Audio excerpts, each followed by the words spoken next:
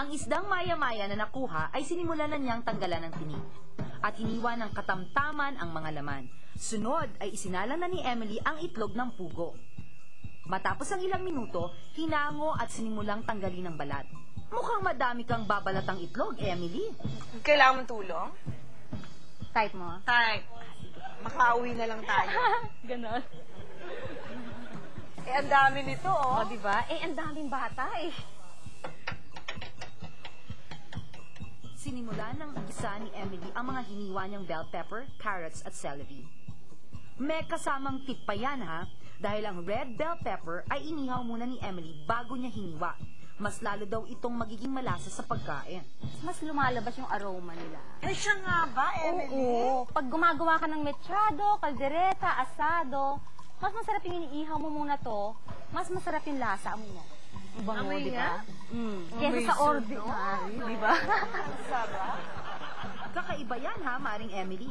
O, balik na tayo sa niluluto mo. Inilagay ni Emily ang pampasarap na Knorr fish cubes. Tsaka niya nilagay ng tubig.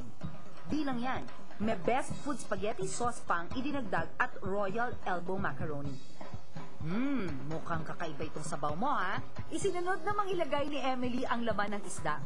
Pagkatapos ay inihalo ang tinunaw na tubig na cream of mushroom at nilagyan ng pamintang durog. Sarap na ba?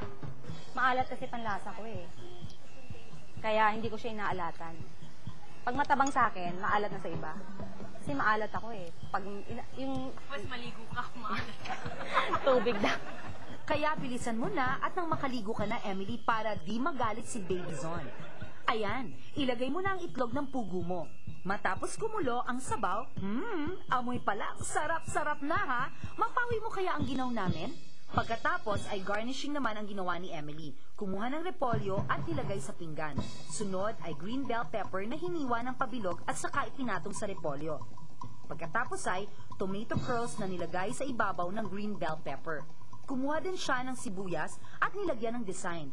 Ayan, ready na ang garnishing mo. Ihanda mo na at nang matikman na ang iyong yummy na fish for the soul. Mga sangkap ng fish for the soul ni Emily.